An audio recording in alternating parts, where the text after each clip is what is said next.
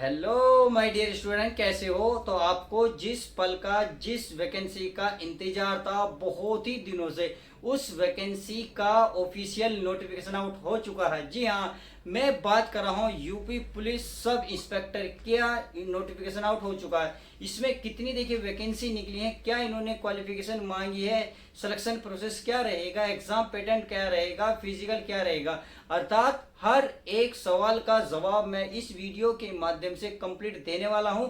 फटाफट वीडियो को शेयर कर दीजिएगा और उन दोस्तों तक शेयर कर दीजिएगा जिसको जरूरत है। तो चलिए आपको सब कुछ डिटेल बताते हैं। देखिए, मेल हो फीमेल हो दोनों इसको अप्लाई कर सकते हैं। आपकी एज क्या रहेगी इस वीडियो के माध्यम से ये भी समझेंगे। तो चलिए पॉइंट टू पॉइंट बातें करते हैं, एक्स्ट्रा बातें हम नहीं करेंगे। आप अगर मैं इसमें प्यारे बच्चों बात करूं पोस्ट की, यानी कि इसमें पोस्ट कितनी निकली है, अगर मैं पोस्ट की बात करूं इसमें निकली है 4543 पोस्ट इसमें निकली हैं। बात आती है इसमें क्वालिफिकेशन की, तो चलिए क्वालिफिकेशन बाद में समझते हैं, पहले हम समझते हैं इसमें एज का। देखिए, एज को जानना बहुत जरूरी है। एज का इन्होंने थोड़ा सा मतलब पेज फांसा है, उसको समझा देता हूं पहले।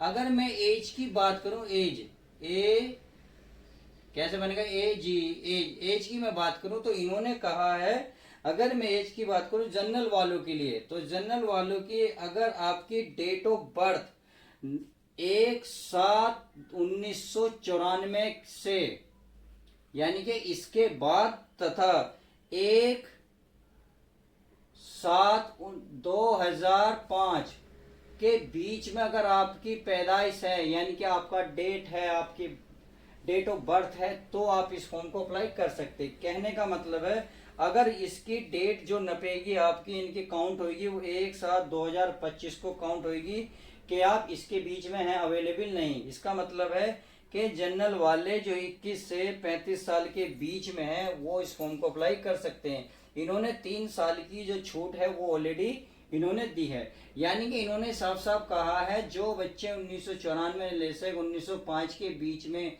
डेट ऑफ बर्थ है जिन बच्चों की जनरल वालों में, वही इस फॉर्म को अप्लाई कर सकते हैं।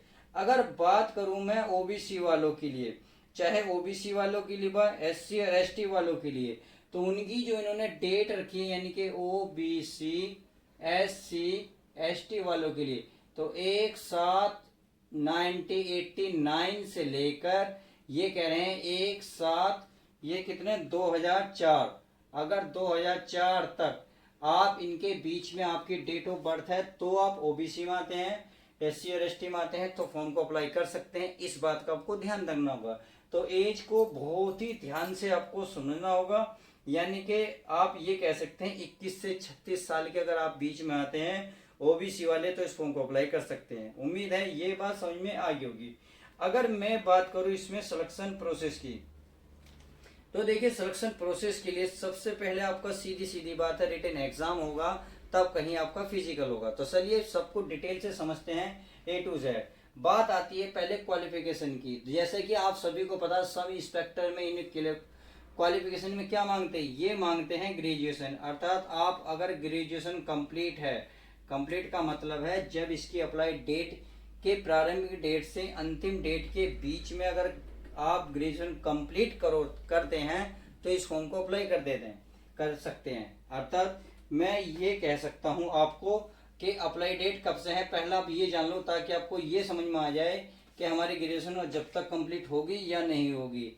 चलिए पहले मैं अप्लाई की बात कर लेता हूं। अप्लाई यानी कि अप्लाई स्टार्ट कब से है।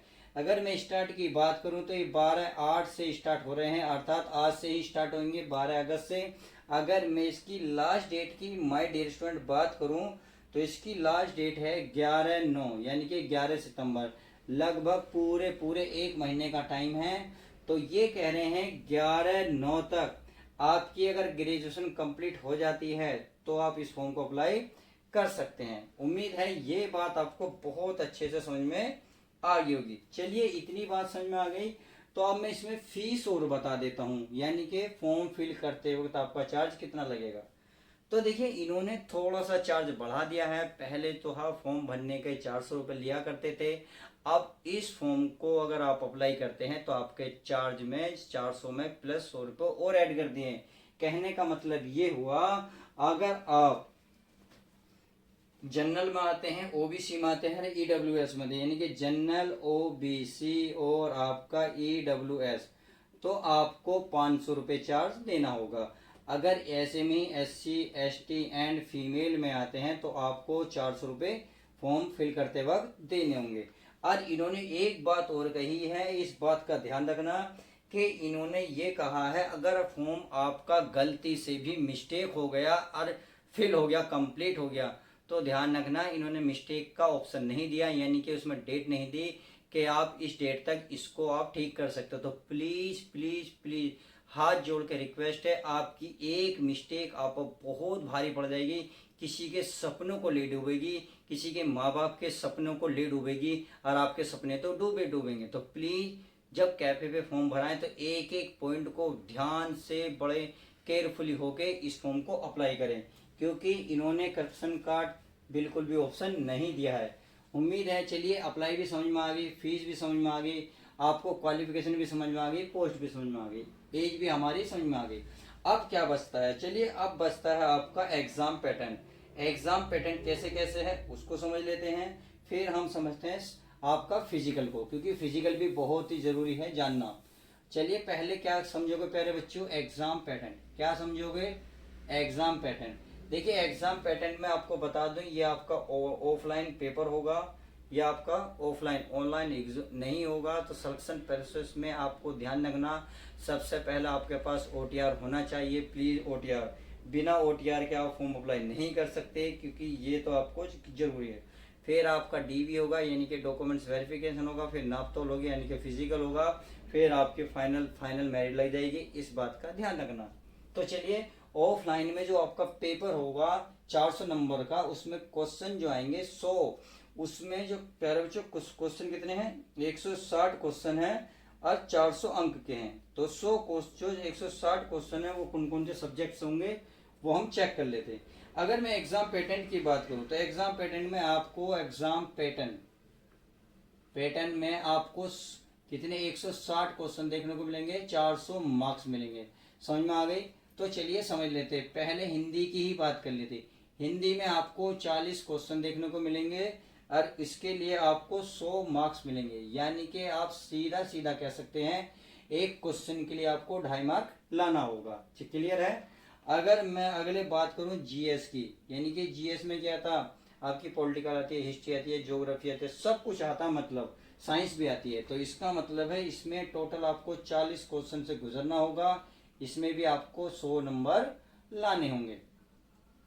बात करता हूं नेक्स्ट सब्जेक्ट की, अर्थात मैथ की। मैथ में भी आपको 40 क्वेश्चन है और 100 ही इसमें मार्क्स हैं। बात आती है इसमें रीजनिंग की, अर्थात रीजनिंग भी आपको मोस्ट इंपोर्टेंट है। तो 40 क्वेश्चन 100 मार्क्स। इस तरीके से आप कह सकते हैं कितने हो गए प्यारे बच्चों, 160 क्वेश्चन हो गए और ये 400 मार्क्स हो गए। इस बात का आपको ध्यान रखना होगा। अब एक चीज और इम्पोर्टेंट इन्होंने जो इस बार नोटिफिकेशन में दिया है वो क्या है, वो बड़े ध्यान से सुनो। अगर आपने, मैं कह रहा हूं ये पार्ट मिस कर दिया तो मैं कह रहा हूं आप बिल्कुल बाहर हो जाओगे, एक सेकंड नहीं लगने का। आपके इन्होंने ये कहा है आपको, मान लो देखो इन्होंने ये कहा है, अगर मान लो आपने हिंदी में से 40 में से 40 क्वेश्चन कर दिए, मैथ में से 40 में से 40 मान लो मेहनत से आपने कर दिए, रीजनिंग में 40 में से 40 क्वेश्चन कर दिए, मैं तो ये कह रहा हूं अगर मान लो आप जीएस की बात आती है, जीएस में मान लो आप 13 क्वेश्चन लाए, तो मैं कह रहा हूं आपको तुरंत बाहर कर दिया जाएगा, आप मैं कह रहा हूं डिस्क्वालीफाई कर दिए जाओगे। अब इसका रीजन सुनो, क्योंकि इन्होंने इस साल नोटिफिकेशन में क्या दिया है वही मैं समझाना चाह रहा हूं। इन्होंने ये कहा है आपको हर सब्जेक्ट में आपको 33% मार्क्स लाने ही अनिवार्य हैं। क्या कहा कि हर सब्जेक्ट में आपको 33% मार्क्स लाने अनिवार्य हैं। कहने का मतलब है ये साफ साफ कह रहे हैं आपको हर सब्जेक्ट में लगभग 14 मार्क्स तो लाओगे ही लाओगे। अगर आप किसी भी सब्जेक्ट में 13 नंबर लाते हो 40 में से तो आपको डिस्क्वालीफाई कर दिया जाएगा। यानी कि अगर 40 क्वेश्चन है, 40 क्वेश्चन में 13 क्वेश्चन कर पा रहे हो तो डिस्क्वालीफाई कर दिए जाओगे, तुरंत बाहर कर दिए जाओगे। तो प्लीज मैं कह रहा हूं हर सब्जेक्ट पे आपको पकड़ बनानी होगी। अब ऐसा नहीं है कि आपने मैथ, रीजनिंग, हिंदी तैयार करी, जीएस को आप एक एवरेज लेके चल रहे हो और 15 क्वेश्चन भी नहीं कर पाए तो आप डिस्क्वालीफाई कर दिए जाओगे।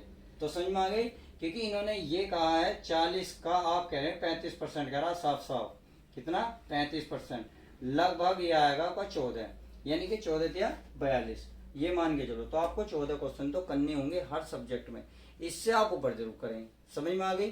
कहने का मतलब अब मैं ये कह सकता हूँ 200 400 में से अंकों में से आपके 200 अंक लाने अनिवार्य हैं, इसलिए प्लीज ध्यान रखें इस बात का।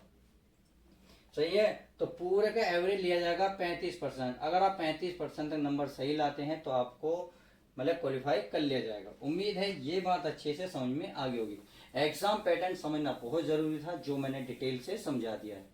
अब आता है आपका फिजिकल। क्या आता है? PH, यानी कि फिजिकल। अब इसमें मेल भी आते हैं एंड फीमेल भी आते हैं। क्या? फीमेल, यानी कि लड़कियां भी इसको फॉर्म को अप्लाई करेंगी। अब देखिए इनको समझ लेते हैं।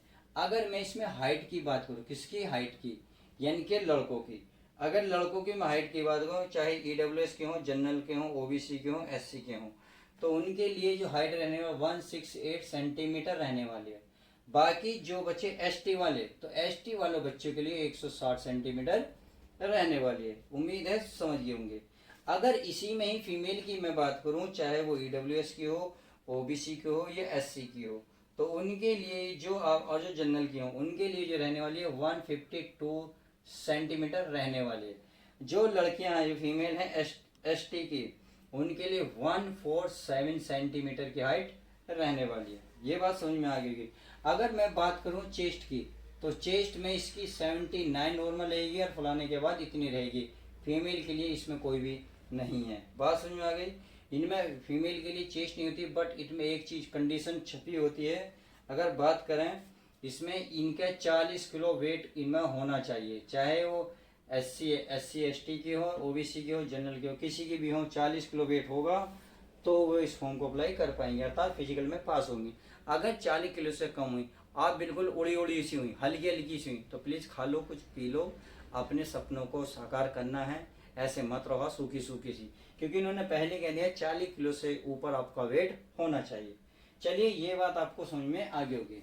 अब बात आती है इनकी रन की, यानी कि रेस की। अगर मैं रेस की बात करूं तो 4.8 किलोमीटर की दूरी को लड़कों आपको 28 मिनट में कंप्लीट करनी होगी, चाहे वो जनरल हो, OBC हो, ST, यानी कि लड़कों के लिए सबके लिए इक्वल रखा गया है। अगर मैं इसी में ही लड़कियों के लिए बात करूं, तो लड़कियों के लिए जो रखा है रेस 2.8 किलोमीटर की जो दूरी रखी गई है, वो आपको कितनी है? 16 मिनट में पूरी करनी होगी। कितने मिनट में? 16 मिनट में 2.4 किलोमीटर की दूरी तय करनी होगी। अब बात आती है इसमें, लगभग सब बता दिया है मैंने, कोई ऐसी चीज नहीं बती। अगर कोई बच रहा हो तो प्लीज बताना जरूर, मैं आपको रिप्लाई जरूर दूंगा। तो उम्मीद है आज की वीडियो के माध्यम से मैंने जो आपको इन्फॉर्मेशन दी है वो समझ गए होंगे।